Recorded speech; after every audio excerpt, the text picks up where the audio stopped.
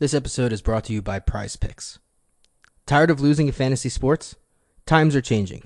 Now it's just you versus the numbers. Prize Picks is the perfect place for you whether you are the biggest sports fan around or you're a seasoned vet in the daily fantasy space. On Prize Picks, you simply select 2 to 5 players and predict if they will go over or under their fantasy projection. Think Denny Hamlin is going to win the big race? Take his over and win real cash today. Prize Picks gives you the chance to win 10 times your money for getting 4 predictions correct. Entries are so simple. They can be made in less than 60 seconds. Sign up today at prizepicks.com or on the PrizePicks app and use code DIRTYAIR, that's DIRTYAIR, DIRTYAIR, to get a 100% match on your first deposit up to $100. PrizePicks truly is daily fantasy simplified.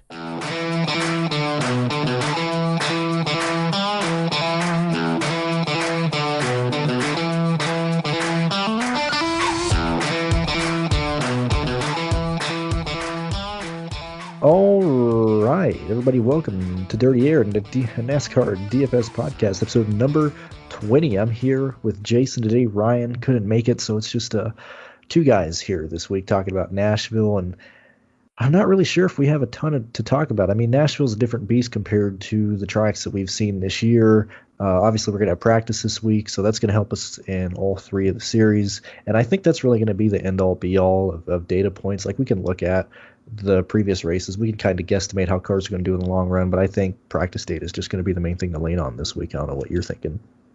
Yeah, that's basically what I'm thinking. Hey, thanks for the warm intro. We want to send our best out to Ryan. He, like I said, he's not here. He's recovering he had some procedure. I think it was a pretty minor procedure, but I think his procedure went good, and he should be back next week. But I'm still holding down the Iron Man of the show here with a broken foot and all. I've made it through. Are you?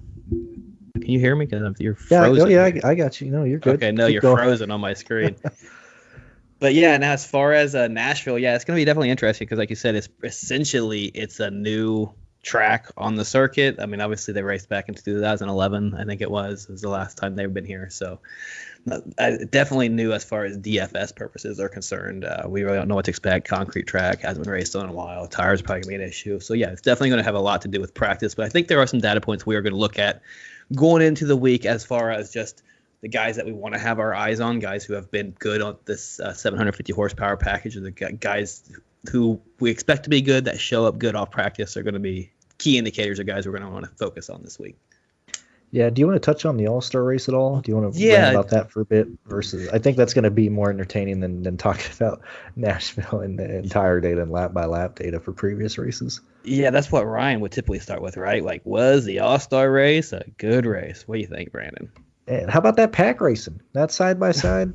Man, 3 rows of 4 deep for 30 laps? That was awesome. I don't understand. Like, what? Like, they just can't get the product that they're wanting out of it. I mean, all they're doing is just muzzling the cars for no reason. They're not getting what they want out of these races. Like, I don't understand. If you want pack racing, am I wrong? Like, if you want pack racing, don't you want drag? Like, don't you want, like, wouldn't you want the cars to be as much horsepower as you can give them and give them as much drag as possible, right? So that way the car out in front is always going to be at a disadvantage fighting the air. Yeah, that's how. If you want pack, that's what you want, right? Why are we slowing them down and sticking them to the ground? Like, I don't understand. Like, square up the front. Like, my idea, All-Star race. Like, they need to go back and, like, if you want the All-Star race to be fun, like, why not race cars from like the 70s, 80s? Like, one race of like 20 guys out there in the old style cars. Like, that would be fun to watch, would it not? Yeah, I think it would. It just, man, they keep neutering these cars, and they looked slow. Like, yeah, when they started, I was like, man, these are slow. And I looked, and I mean, they're running pretty much identical times of the trucks, like, at this point. And yeah, like, for an all-star race too. Like, these are your all-stars of the sport, and you're putting them in like, I get it, they're trying to make it a spectacle, but I mean, even 6 goddamn cautions in a matter of 100 laps, and they still couldn't keep these cars bunched up. I mean, it's Texas. Obviously, Texas sucks too, but nobody could pass. It was just momentum based. It was, What about Kyle? Kyle's radio was pretty entertaining all night, wasn't it? I didn't listen to it. I just know his car wasn't handling well. That's all. Oh, he was giving shit about just, how terrible this racing is, that this is fucking bullshit, this type of race. I mean, he was definitely laying into NASCAR over the radio. Just, I mean, obviously, they got to be having a terrible time out there. I would think if you get stuck and you can't pass anybody, you saw it. I mean, anytime you try to make a move, you lose 2 spots. I mean, it's the same shit we've been seeing all year, and it's discouraging. Hopefully, NASCAR is listening and does something with this next gen car. Man, I sure hope so. But man, just looking at everything they're doing, I think this is the racing, man. I really do. Like even looking at this week, I think this race is going to be very similar to like Dover or Charlotte, where there's not a lot of passing going on with just the cars that they're bringing. They're aero sensitive, and when you get out of the throttle, like you're just at a huge disadvantage. It's all about momentum now, and that's not entertaining. How do you fix it? What do you do? You got to go back to a type of car like Gen 4. I'm not saying bring that chassis, but build the car with the safety features that you have now and just build it around, the Gen 4 body. But people don't like that because it doesn't look like, the cars that we're racing out in the street right now. They never did, right? Yeah. I mean, not since Earnhardt was back in the Monte Carlos back in the day. They looked like it. But, I mean, it's been since I can remember NASCAR. It hasn't looked like the street cars. So I don't understand that logic. Like, I guess they did kind of try to do that with these past models they've done with like some of the stuff they've done in the nose to differentiate them, but I didn't give a shit between the Malibu and the Taurus back in the day. Yeah.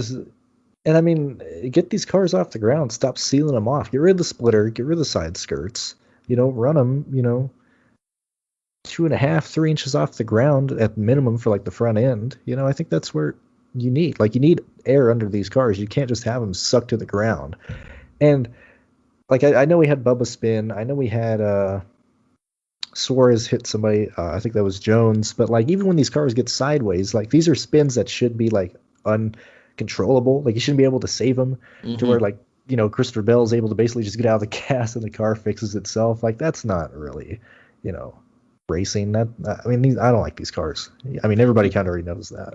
Yeah, it was fun watching it because I actually went back and I watched the 2011 Xfinity race at Nashville just because I forgot, what is Nashville about? I back then I don't think I followed Xfinity and Truck Series too much, so I didn't watch too many Nashville races because I saw that race there, so I wanted to watch the race. And it was Carl Edwards, Kyle Busch, I think it was Austin Dillon, Ricky Stenhouse, Joey Logano, Brad Keselowski, in the field, and they were all like running together in like a group in the top 3 or 4 nose to file for a while without cars separating. And it was like good racing without being manufactured. And they didn't have stage races back then, so yeah, I like those Impalas and that nationwide package back then. I thought that was a good package. Like, man, it was a good package because I was surprised with how long they were able to run like nose to tail. Like the top 4 or 5 guys were running nose to tail for 10, 15, 20, 30 laps in a run, which you typically you don't see nowadays, right? Yeah, it's wild looking back at other races. Even if a leader gets spread out or stuff, it's like go look back at like a random race from like 2004, like Auto Club or Kansas or something, and you still see the guys driving. Like you don't see that nowadays. It's kind of boring to watch these drivers. And I get it. Like I mean, no matter what package we decide to go with, they're gonna have junk races. You're gonna have races that are just gonna be boring. I mean, you have baseball games that are just boring. You have football games that turn into a 3-3 score. It's just the way that shit's gonna go sometimes. Somebody's gonna nail a setup and somebody's gonna lead 301 laps or they're gonna dominate the race. That happens. You can't just try. You can't change rules to get that out of the sport because it's not gonna happen regardless. And we're seeing what's going on with Kyle Larson this year. I mean, they've tried to make this as gimmicky and as unpredictable as possible. And Kyle Larson, best car all year, best driver all year, won the All-Star race. Yeah, I can only hope that Larson loses the championship just based on how the playoff system is. And so we have 2 years back-to-back of somebody winning it when they don't deserve it and the guy who dominates the year doesn't get it. Yeah, but this is kind of like how the ebb and flows of seasons typically go, right? You typically very rarely have those seasons where just one guy just crushes the whole field all season. You have guys who, like, I think this season we started off and it was kind of like the Denny Hamlin. It looked like Denny Hamlin was on pace where he was going to be the guy to beat this year. And now it's Kyle Larson. So who in that next third of the season is going to be that guy who's going to step up that we're going to be talking by then? It's like, I think Larson's hot now, but we've seen it. It comes down to like where you're at down the stretch and just like you said, he could definitely easily lose this, and it could be like Chase Elliott could get hot coming out of stretch because he's in those Hendricks cars too, coming up to a lot of road course races, a lot of flat tracks, car tracks he's typically good at. Like I think he's gonna be good this week. Just curious to see how the rest of the season plays out. Yeah, how about Bubba Wallace being the only driver in the top 29 points that doesn't have a top 10 yet? How about him not winning the fan vote? So I was live on YouTube last week during the Open, and it was more of a BS, talking trash about the race more than anything. And we were all there as soon as the fan vote, or as soon as the race was over. We were all kind of expecting Bubba to not be there, and then he didn't win. And man, it was like everybody watching that live show decided to chime in there because, man, we were all so happy to see Bubba not get in.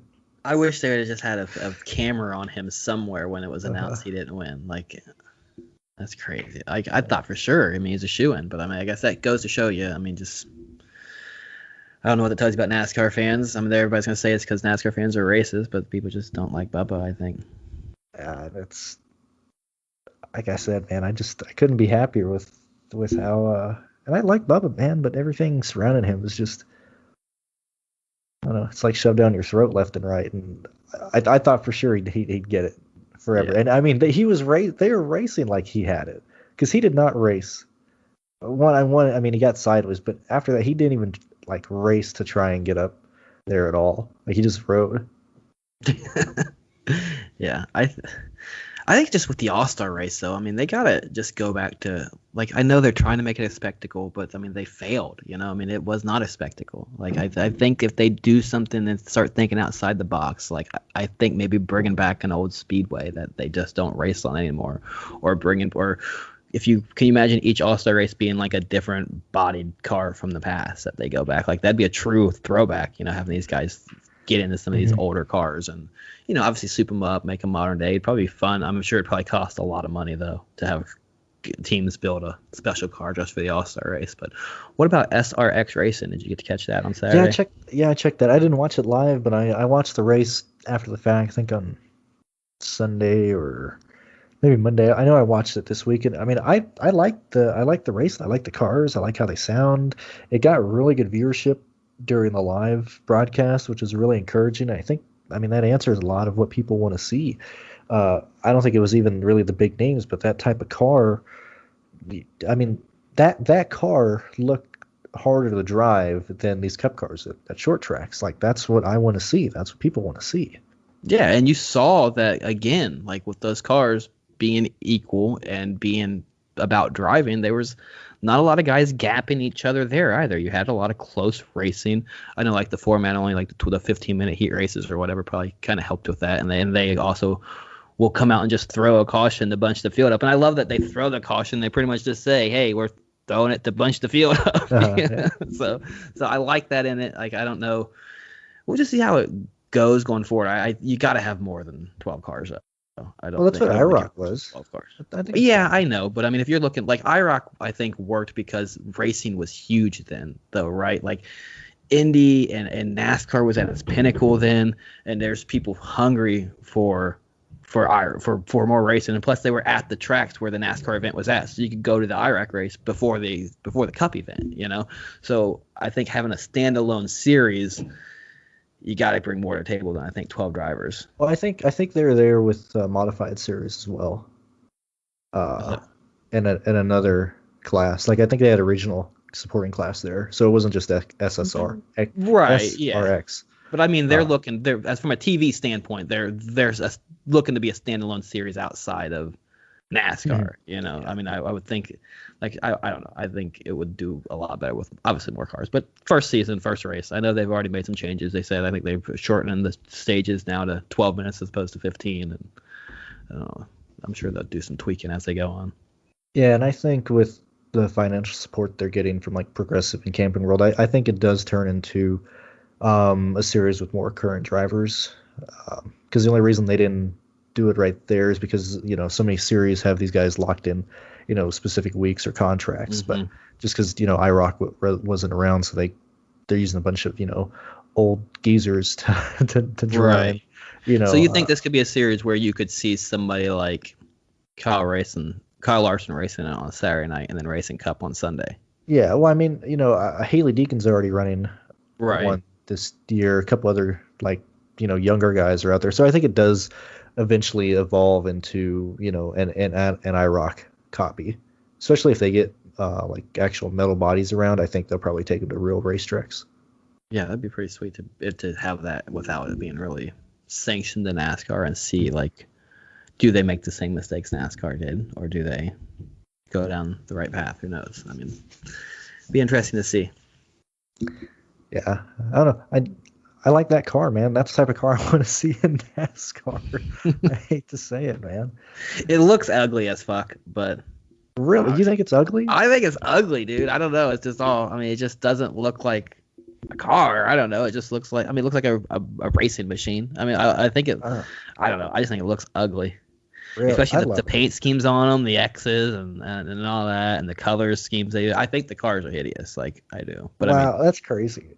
I'd love them. I love how not even because they look like a Ferrari F40. I just think they look maybe cool. Maybe they could do better if the paint schemes were different. I don't know. The paint schemes look tacky to me. I don't know, the big X on them and all just being pretty much the same thing. And yeah.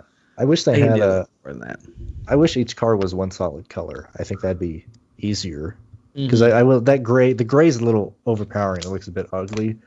Like the bright schemes, like the green, Waltrip's blue, Biffle's white. Like that's where it looks good. Some of them get lost in it though.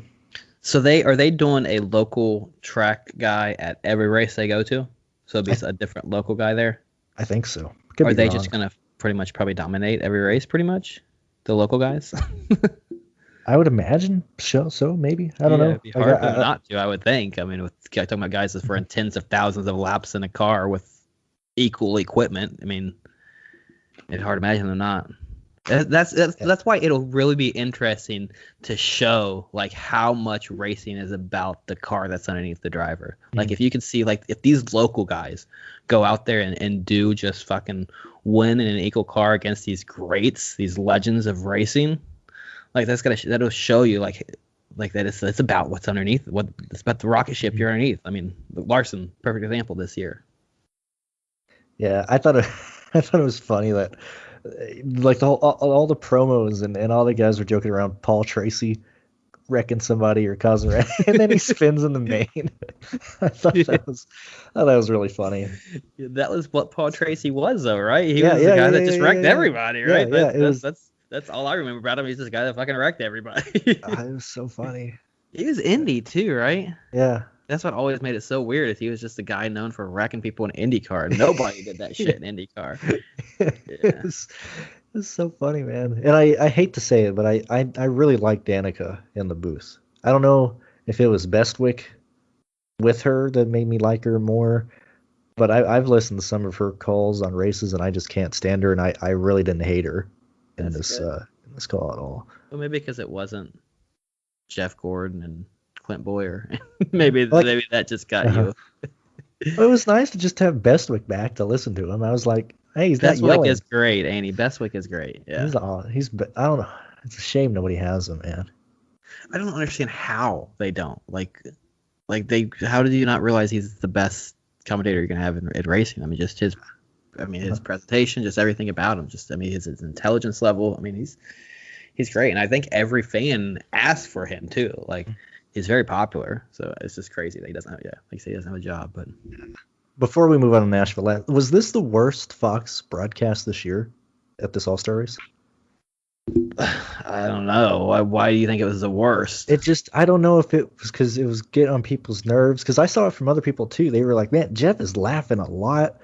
It was like a weird, like they weren't really talking about the race. They were kind of goofing around more.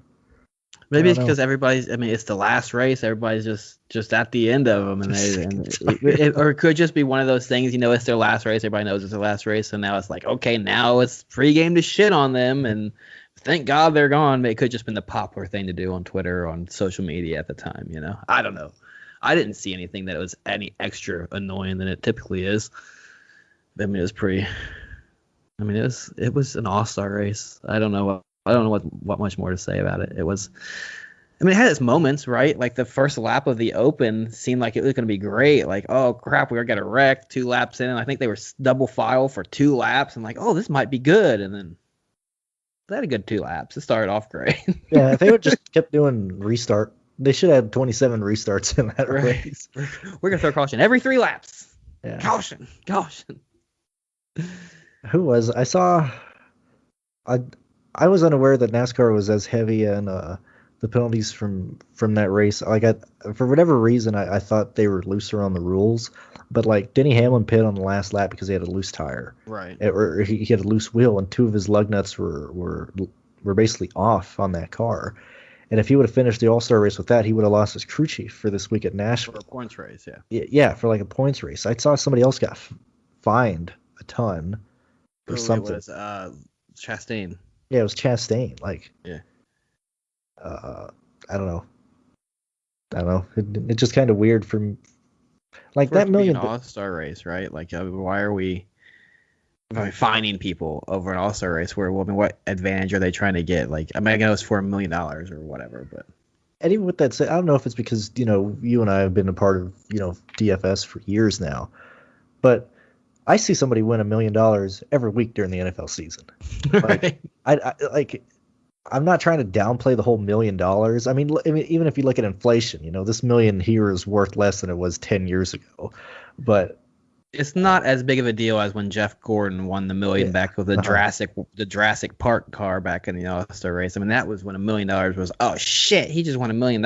It's like everybody knows, like, obviously $1 million would change my life, but everybody knows $1 million is not like it used to be. So yeah. So, but I don't know. I mean, does upping it do anything to the event? No. Like, how the fuck, Brandon? Can you tell me? Every race, when we have big money running on DFS, like these guys get a restart with 30 laps to go and they can't stop wrecking. Tell me how they had 6 restarts in 100 laps and didn't fucking wreck once in the All-Star race. I said that too. Like, I mean, how'd they keep it together? Like, what the hell happened? Of idiots. Like Hamlin not moving Logano at Bristol, Keselowski not just throwing it into a corner to move Larson. Like that's crazy. And they're always like, yeah, these guys will be moving at each other. They're gonna be moving each other out of the way for $1 million, and it never happens. Right. Never does. Mean, you're talking points races where it actually fucking matters where you finish. These guys are sending it on every restart, racking up, wadding up cars, and it's like when they finally time where you should have the reins lifted from you to wad up your vehicle. I'm not begging for cautions. I'm just saying that I was constructing my lineups thinking there was going to be some attrition and carnage, and I'm just shocked that these guys kept it together. Like, it's just, and it wasn't even close. Like, they didn't even have any like close calls besides the green flag pit stops where freaking who almost killed somebody. Was it Hamlin trying to get off? Yeah, Hamlin. Or Hamlin about sideswap somebody. I saw that. Yeah, that was fucking nuts. Yeah.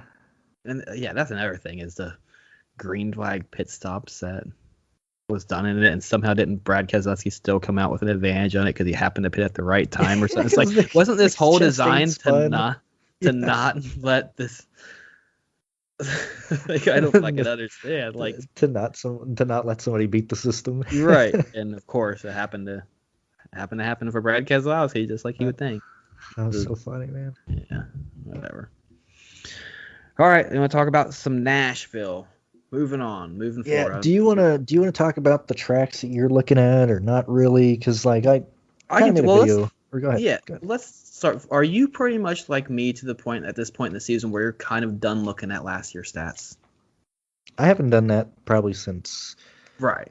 Probably beginning of May. Like usually once I get 1 or 2 races of each track type this year, that's when I just look here. Like I don't. Yeah, I think I may hang on to it a little longer because this is about the point where I'm like, okay, we could probably stop looking at last year's data. We have 5 races this year, not counting the road courses of this package. Dover, Darlington, Richmond, Martinsville, Phoenix. Obviously, Richmond, Martinsville don't really fall too much into there. I'm kind of looking at Dover, Darlington, maybe. I mean, Phoenix really don't fall into either. Phoenix is flat. I mean, we have a little bit of banking coming here at Nashville, but Nashville isn't a track that runs like Dover or Darlington either. They're not sweeping high into the corner like they typically, like you would see them running at Darlington. This is a kind of a down on the yellow line type racetrack. Am I correct? Yeah, and Obviously, kind of like a Phoenix, right? In a way, but it's sorry. No, you're good. Like, the best data points we have, or at least visually, like race from like 10 years ago. And I explained in my video that I made last night when I was looking at some stuff. I think this race is going to race closer to kind of how short tracks do, kind of like how Richmond and Phoenix do, of where, track position is really important. And the only way to really pass people is to kind of move them out of the groove, because you have to be out of the gas so much, especially in turns 3 and 4. At this racetrack, you're like, obviously it's shaped like an intermediate track, but it's going to probably race more almost like an Iowa, like kind of like a flat track. Yeah, like flat track, Richmond, things of that nature, just with a little bit more banking. Yeah, man, I'm choking over here on this water. I know. I was trying to keep you yapping so you didn't have to come back in. However, with that said, I'm looking at different things. Early in the week, I'm looking at the tires that they're using, the left sides that they, let me find it. Looking at the tracks they use the tires at, because I do think we're going to see tire wear, because they saw more tire wear than they wanted to at their tire test this year. The 2 that they did this year, let me find it. Yeah, I think tire wear is going to be pretty big this week, because concrete tracks typically eat the tires anyway. Mm-hmm. This surface hasn't seen a lot of action on it. I know we're going to get obviously some practice this week. A couple races are going to be on it before, so I expect a lot of it to have some rubber laid onto the Cup Series. But I think it's definitely still going to eat the tires. But I think Truck Series, we might have serious issues on Friday night with the Truck Series. Yeah, we might have guys blowing tires. Yeah, it was fun having I don't know if you follow him, NASCAR and Brock. He was at Texas this last week, and he covers more of like the smaller teams and stuff. And he was showing like who has tires, who doesn't have tires. Like Benning didn't have a set of tires when that race started. Cicerelli only had one. Yeah, and I mean, like, one set of tires. And I like seeing that type of stuff. I wish more people would cover that. But for the Cups or for the Truck Series, I think tires are going to be a real issue, like you said. But you expect it to have at least enough rubber down by Sunday to where I don't think we're going to have guys shred through tires in the first run, because I'm sure they won't give them a competition caution probably since they got practice, right? No, and I don't envision like Indianapolis, Citra, like 07 or whenever they blew a bunch of tires there. Like I don't expect it to be like that bad. Like it's not as bad as like a diamond graded track, but like I still envision a lot of fall off. And so going back, like for me, I like looking at Dover. I know it's not apples to apples, but I just really like looking at Dover and seeing how certain guys did on long runs here. Maybe not necessarily like the top guys, but just seeing how people were able to stay in position. People like Suarez, people like Bubba Wallace, mainly because it's concrete. I know that groove kind of moves up and down the track depending on the time of the race. I'm also looking at Charlotte. I know I said it's going to race like a short track, but I think the race is going to play out very similar to how Charlotte did, because this is a pretty one groove racetrack. I'm also going to look at places like Richmond, places like Kansas, Phoenix, Darlington. I'm going to try and take things here and there out of all these tracks, and then see if that data lines up with the practice data that we'll see Friday and Saturday. Yeah, that's pretty similar to the approach I'm running. Like I said, I'm basically looking at the 750 horsepower package: Dover, Darlington, Richmond, Phoenix, Martinsville. But yeah, Dover is, like you said, big indicator. It's the only other concrete track on the circuit. I think, it's all going to point down to, I think everything's pointing to kind of where it's been pointing to all year is Hendrick again this week is going to be a team that you're going to be looking at. Larson, Chase Elliott, Alex Bowman, William Byron, they're all four should be, they've ran 1, 2, 3, 4 at Dover. They've been the best team are we just playing Hendrick from this point on? Until they prove us otherwise, Brandon. I wanted to play a game. Like at this point, like who, like would you take all 4 Hendrick drivers? Like, are they considered safer than like pretty much any other driver in the field? What do you mean safer as? Like as far as like a more consistent DFS play, like safer. Like, do you feel like confident wise? Like, do you have more confidence starting like a William Byron at what his price has typically been? Or a Martin Truex? Like, not who has more upside, but who you have more confidence in.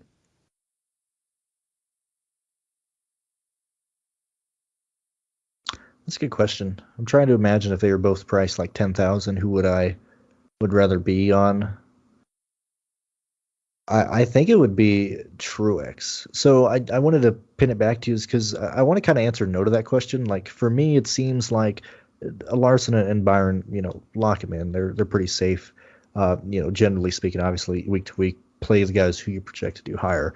But I think those guys are the ones that you'd be safe. Whereas Chase Elliott, he really hasn't got on a hot streak. Like sure, he has 4 top 3 finishes in a row, but we haven't seen him like absolutely kill a race. We haven't seen the same thing out of Alex Bowman as well. Obviously, he's been finishing well, but it's still kind of the same thing to where like they aren't blowing the field away. Like I would much rather take. I mean, Truex isn't either, though, right? Yeah, but I would much rather take the top 2 drivers from Joe Gibbs versus the 3rd and 4th. Like if you think of it as a depth chart, wide receiver. Yeah, I agree with you 100%. Like Truex, Hamlin, and those guys, they definitely have a lot more upside. Like I would say, if you're like upside play, like guys who you think could probably dominate a race and put up 100+ points, you would take Hamlin and Truex over those guys all day. But I think the guys who they've also, I think, underperformed a lot more at their salary than a guys like Bowman and Byron have. Like I don't obviously I have the data in front of me to really go through, but it just feels like that in a way. Like Byron and Bowman seem like they're always hitting that value that we want to see him at. I think that's more of the play, the pricing. I don't think that's a fair comparison because right. Yeah, they're not. That's why I wanted to use the receiver depth chart or example more. Like if you had to rank these teams, like wide receiver 1 for Hendrick or down the depth chart, it would be Larson, probably Byron 2nd, Alex Bowman 3rd, Chase 4th. Whereas Joe Gibbs, it would be probably Hamlin, Truex or Kyle, and then Christopher Bell, and then obviously SHR is Harvick. And so if I had to choose the guys, to like rank them there, it would probably be, Larson, Byron, Hamlin, Harvick, Mark Truex, You're still Kyle Busch. Harvick up that high. Have you look at how he's been racing. I mean, he's right on the pinnacle of being where he's at. Like he's not having a bad season at all. If you look, let's just look at his finishes. Well, finish wise, just he's but I mean he's the same a Byron as far as like not dominating races and scoring those dominator points. It's the same argument there. I mean he's ran well. Like I'm not going to disagree with you finishing wise. But I mean, I think you got Byron over him anyway, so I guess I can't pick too much into that. Well, yeah, I mean, I think a Byron Harvick comparison is a much closer comparison than Byron Truex. It's just interesting that these guys have now worked their way into that conversation, though. I don't at the beginning of the year, you're not having Byron in the same conversation as Harvick or even Bowman, if that matters. So I think it shows the type of equipment that Hendrick is bringing to the track every week, and all these cars are going to be competitive every week, and that's what I think. Getting back to the crux of how this all started, I think you just got to play the Hendricks guys every week, don't we? How do you get? Unless what would it take seeing in practice this week to get you off of HMS this week? So I actually looked at that, and it's not necessarily. I'm just gonna assume that HMS is going to be the best team here. Mm-hmm. The things that make me interested in Joe Gibbs is how close they are right off the trailer. I know that kind of sounds, redundant. Like obviously, Brent, if they're fast off the trailer, consider them.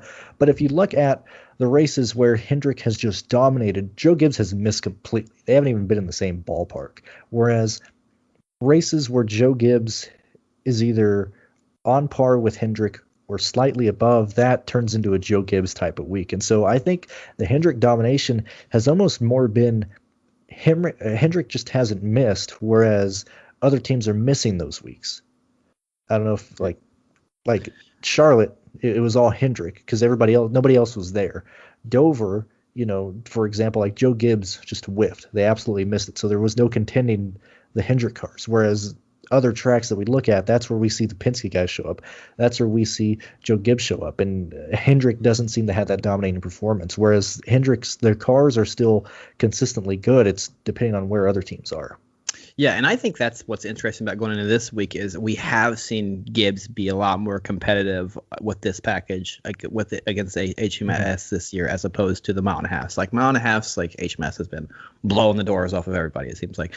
But Gibbs, we have seen guys like Hamlin and guys like Truex have dominator performances in this package. And I think, it definitely is going to make them interesting plays going this week and some people who we're going to want to look at in practice to see how they're going to be run on that long run. Because especially a guy like Hamlin, who we know he's really great at conserving tires, a track that needs tire conservation. We already talked about.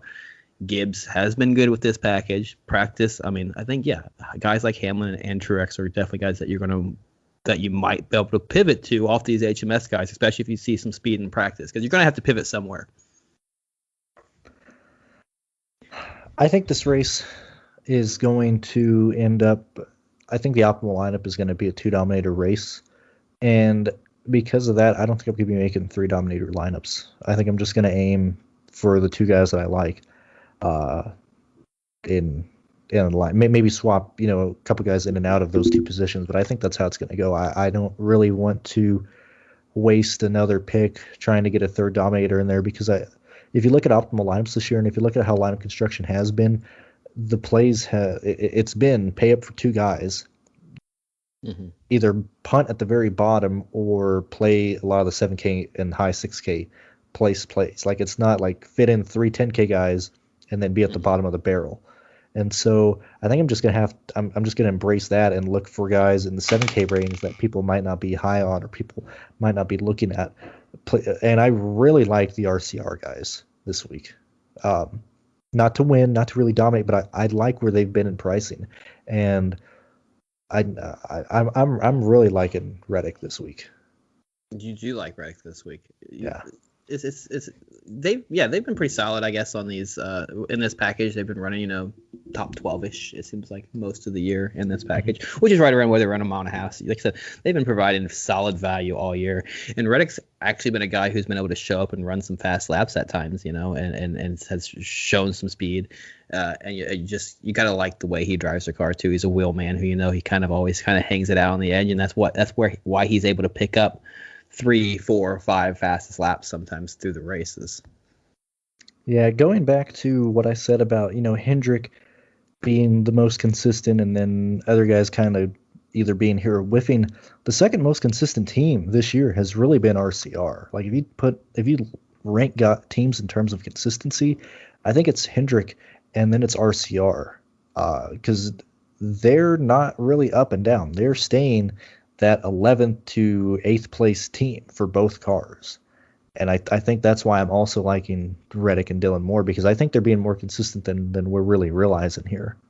Yeah, and you got to like the ownership that you get off of playing those guys as well. Especially, obviously, we know if they end up starting towards the back, they're going to be high on regardless. But getting back to, like, the dominator strategy for this week, like, yeah, I think I would agree with you that it's a 2-dominator race. But if we go into the weekend and you got Kyle Larson shows up and he's the obviously fastest car again off the truck in practice, and you see those in the speeds that he's the fastest car again, and then he gets the pole and starts from the pole, does that change your mind maybe a little bit that you might run a lineup or two with just so Larson dominate and build? I mean, we've seen him do it like a few times this season, right? So I don't want to answer that question here because I don't have enough things to answer that question. Yeah, it was hypothetical. Let's say Charlotte. I was heavy on Truex, or I was heavy on Larson and Kyle Busch to be the fastest in that. So is that a 2-dominator play because I thought those guys were the 2 fastest? Is it a single dominator play just because Kyle led the whole race and Kyle Busch, got the points through place differential? So I don't really like gun to my head questions of 1 dominator because those are really. Well, you could play 1 dominator and 2 guys over 10K, right? Like if we got a guy over 10K that's giving you like 25 position extra points, like Kyle was showing us, like you could. Like, I'm not necessarily saying 2 guys over 10K. I just mean like a dom. Like, so you probably had some naked Kyle lineups in where it was just Larson and, like you said, Larson and Busch at Charlotte. Like, you knew Kyle could. I played 100% Kyle Busch and Kyle Larson. Right. You knew Busch could dominate, but you knew you didn't need him to, right? You knew he could just finish top 3, right? Top 4, and if the only person you would think in the field that could dominate the whole race would have been Kyle Larson, right? And see, for me, I look at more like when I run my projections. Sure, I'm kind of looking at ceilings and floors, but when I'm really looking at it, I'm trying to, almost look at it in like a binary sense of 1 or 0. Is this driver optimal or not?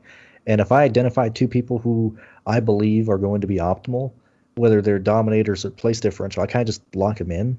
Right. I don't know if that's answering your question. Oh, the one thing I wanted to go back to is kind of why I'm liking RCR this week is I don't think there's going to be any passing at all. Like, I don't think there's going to be any real place differential. And so I'm not opposed to playing guys starting up front, holding their position the entire race. Like, if I have a lineup that has all my drivers starting inside the top 17, so be it. I'm perfectly fine with that. I think that's how this race is going to go. And if there's a lot of 7K guys in the top 10 or something like that, I'm fine building a lineup like that. And that makes obviously a ton of sense because that's kind of like what if you talked about, you expected this to run like a flat track, and that's typically what we see on the flat tracks when we see the Cup guys go to them. It's track position matters. The guys starting up towards the front, top 10, top 15, typically are the guys finishing top 10, top 15. So yeah, I think that's definitely going to be a great approach for this week. Like I said, it's curious to see though, because it's been so long since we've seen a race here to see how, like, I have to go back and look to see exactly how easy it was to move through the field back then. But like I said, it's a totally different package, totally different car. So it'll be interesting to see what practice shows out and maybe what we see in the truck series, because we know those cars kind of run a little similar to the Cup boys. Yeah, I don't know. I think that's where I'm at right now. And hopefully that's different enough. Yeah, sometimes it's not. Sometimes you don't have to be that different. Sometimes it just have to be a couple places different than the field. Let's talk. Is there anything else we want to talk about in the? Like I said, it's a tough week considering when we don't have. We're kind of doing a pod. We're typically these early week podcasts work out so well because we already know where they're starting. We kind of already have salaries. We already kind of have an idea of where to go. But now we're just kind of in limbo.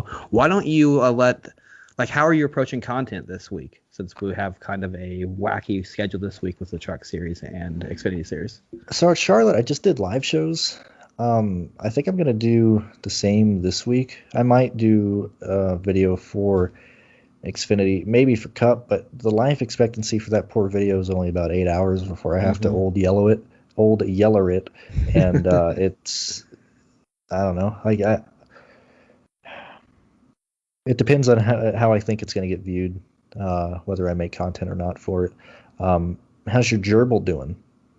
Nope, the gerbil died. Yeah, it died that night after we did the podcast. Actually, we woke up. We actually it started because I woke up the next morning and my wife had already went upstairs with the kids. I typically don't sleep in past my wife. FYI, I'm not the dad that just sits in. But this happened to me more, and I was sleeping in, and I get a text, and she looks, and it said, "I think Whiskers died." And I'm like, "Ah, shit." I'm like, all right, well, Gut's good, right? It's dead. So I don't what a shame, right? So then I go upstairs finally, and my boy comes running over, and he goes, "Whiskers is doing a lot better today." And I'm like, what? My wife just told me he was dead, and then I looked at I kind of gave my wife a look, and she's like, "Well, I gave him water, and he was drinking," and then they proceeded to tell me, "But then he peed everywhere," and I think that was it because he wasn't breathing after that. Like, oh, so you drowned, Whiskers? that's even worse. So we put him back in his cage and waited till the boy got home, and yeah. But yeah, Whiskers is gone. Wait, so you just let the hamster rot all day in the cage? Yes, looking back on me, that wasn't probably the greatest decision. Because here's what I thought. Well, maybe he'll want to box him up. Maybe this would be like he can wrap him up and box him up and bury him, right? So I won't leave him in the cage. So I had him left in the cage all day until my wife pulls up into the garage with him, and I panic. I'm like, I can't just leave that hamster sitting in the cage and him walking in and seeing his dead gerbil. So I hurried up and wrapped him up and put him in the box. I was going to let him put him in. But of course, he comes in and immediately wants to open the box and look at him. I was like, I should have just fucking left him in the cage. Oh, my God, dude. Like, time of death, 8:05 in the morning. Time of taking him out of the cage is 6:45. Well, I mean, come on. He ain't going to stink that bad that quickly. I mean, rigor mortis may have set in and on him, but... You got a fucking rock in there. But he's on to a better life now. And then, of course, my son immediately wants another pet. And we haven't made up our decision yet. You got to stay small, man. Don't get him a puppy. Do not Oh, get him we a puppy. can't get a puppy yet. Yeah, we're not getting a puppy. Definitely not getting a puppy. No. No, my wife was freaking crying over a goddamn gerbil. I'm not going to get a puppy. Yeah. Yeah. I would avoid that as long as you can, man. That would. Oh man, that has to be probably one of the worst decisions a parent can make is get a kid a puppy that they say they're going to take care of and they don't. Yeah, I think you honestly you don't get it for the kid. You get it because you want to see the kid with the puppy. I think is what it is. Like that kid ain't gonna take care of that fucking dog. Like you lying to yourself. You think the kid's gonna take care of a dog. I my kid never took care of the hamster. That was the first thing he thought. He's like, it's because I didn't take care of him. I wanted to say learning experience. Yes, it's the exact reason why he died, but no. That would have been so. You should just pull the trigger and do that. Like, yeah, this is you. This is all you.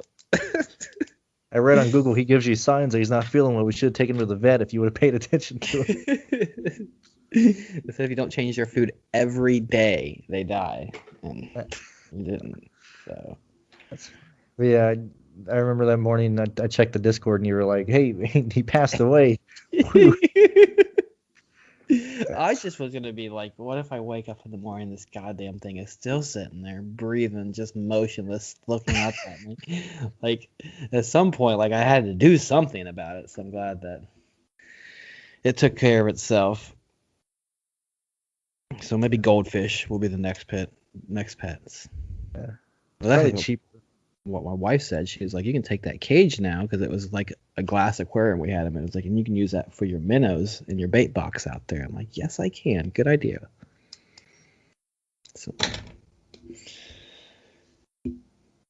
Yeah, other than that, I don't have any deaths to report on my well, that's end. good. No animals down this week. Well, that's good. Yeah, it's been a pretty uneventful week. Other than that, feeling a lot better walking around without the cast and without everything. Foot's making a pretty full recovery, it seems like. Taking the kid and doing some fishing. He caught his first pike this weekend, so that was fun. I don't even know what that is. You don't know what a northern pike is? I don't know what that is. I've only gone bass fishing. I'm not a fish expert. I'm not even going to act like I am. Oh, it's like a long, skinny pike, like fish that looks like almost like a snake skin. It kind of looks like, and it's got sharp teeth. It's a northern pike. It's kind of, you know what a muskie is? No clue. I've gone crab fishing and bass fishing. Nothing in between. Do you know what a bluegill is? No clue. For real? You don't know what a bluegill is? A crappie? Compare it to a bass. Like, how is it different to a bass? A bluegill looks like a dinner plate almost, but it's like got like the old yellow breasted stomach and blue, all different colors. It's like a very common freshwater fish that's in probably every pond, lake you could find in America. Bluegill. I'm kind of closer to understand. Let me look it up. Bluegill is what everything eats, right? Well, minnows and then bluegills. Bluegill. That is the ugliest fish I've ever seen. A bluegill is the ugliest fish you have. Look up a northern pike. And it looks like it's been smashed with a hammer. It's like a refrain that for a northern flapjack. Pike. What am I looking at? Northern pike. Yeah, refrain from looking from that comment. Let's see. The ugliest fish you've probably ever seen. No, that looks cooler. It looks like a catfish. That's a predator. That's like the freshwater barracuda right there is what he reminds me of. Like the same shape, same body style, same type of mouth, teeth. They tear shit up in the water. So you got your son catching these river monsters? He's out of a lake, but yeah. Man, this thing is gonna take his finger off. No, it's not. I know. I mean, they probably could if he had a really big one, but no. Take him noodling. That'll give him something to laugh about. I want him to enjoy the outdoors. I don't want him to be scared of the outdoors quite yet. Yeah, he's just now getting into it. So, but yeah, no, he caught that on my poll, so I don't know how much it counts. I should have told him that I kind of get half credit for that one. But. Did he kiss the fish or no? Because I know you got to do that if you catch him. No, you don't have to do that. No one does that. I think Jimmy Houston. Jimmy Houston, right, did that. I don't know, but I mean, you're making me feel weird. Yeah, That's you all don't even know. You don't even know what the fuck a bluegill looks like. You ain't gonna know who Jimmy Houston is. What am I talking about? Oh God. Shoot, that's I think we got 2 and done or something to do, right? I don't know Yeah, how we're gonna do Ryan- this. I don't know I don't even know the points. standings. 'Cause, yeah, he doesn't tell us, so that's. I don't know who finished I'm gonna assume where. I'm gonna assume I'm still Who last. did you have last week? No, I it don't goes by last remember. week. Who did you have last week? I I don't don't. fucking. Well, we didn't do last week. Oh, that's right, All Star. Who do we have the week before? I don't know. It was the road course. I think I had Michael McDowell. That's right. He got spun out. So I would think I was last because you had. I think I had Eric Almirola, maybe. I don't remember. Did you have Eric Almirola? Maybe I guess if you picked McDowell, I probably did better than you. I'm pretty sure you did better than me. I don't know where Ryan finished. Maybe he had the best pick, did he? Who did he pick? God damn it. I'm sure he'd be here to gloat if he was. Anyway, Ryan chose Austin Dillon for this week. Do you want to choose first or me? You can go first. Okay, I'll choose Tyler Reddick. See, we don't even know who I'm gonna pick Chase Elliott. This is so true. Oh God, we don't even know. I can guess say we we, I can say we don't know how to count. We can just both pick somebody we've already picked. You pick Chase the third time, I'll pick it. Have you picked anybody twice yet? No, I haven't done that twice. Yeah, I think Chase is the only guy that's dead to me, right? I think Yeah. so. Oh fuck. New track. Can I wait till after practice and get back to you guys? What a shame. No. Not how it works. We're stopping the count in about 5 minutes, man. You gotta get that vote in. Yeah, okay. Give me he get Austin Dillon. You took Tyler Reddick. So I don't have to swing too high here. Give me Christopher Bell. All right. It's a fucking guess. Good luck. Guy who's finished 24th, 24th, 38th, and 21st in the last 4 races. Well, that's 4 races, yeah. But that's finished 21st, 14th. Oh, I took 4th, Bubba. 7th, That's what I took last week. I took Bubba last week. Oh. Yeah, that's how I took. How did he do? Or he almost finished dead last. Oh, he finished 14th. Good for Bubba. He's almost there, almost the top 10. There you go. Better than Michael McDowell. Yeah, Bell has 3 top 10s in this package, so yeah, he's not too terrible. Yeah, we'll see. We'll see. Any last things you want to say? Any more fishing? No, I guess just as far as me for my content this week, I'll be putting out an article for Truck Series. It'll probably be out Friday a.m. and then that'll be before obviously practice. No, yeah, before practice, before qualifying, because qualifying's like right before the Truck Series this week. So then I'll probably throw out a Core 4 after qualifying. Same thing, Xfinity race. Article will be out Saturday morning. Core 4 will be out after qualifying on Saturday. And then Sunday, Cup Series content. They qualify on Sunday as well for the Cup Series. So I probably ain't going to have... My article will be out before qualifying on Sunday, and then I'll just throw out a Core 4 again after qualifying. So articles before qualifying, Core 4s after qualifying. For me, at DFS NASCAR on Twitter, freenascardfs.com. All right, you can find my stuff, which will most likely be live shows this week. Brandon Cruz, DFS on Twitter, Patreon, and YouTube if you want to support me. And thank you guys for checking us out and listening to us. Thanks, guys.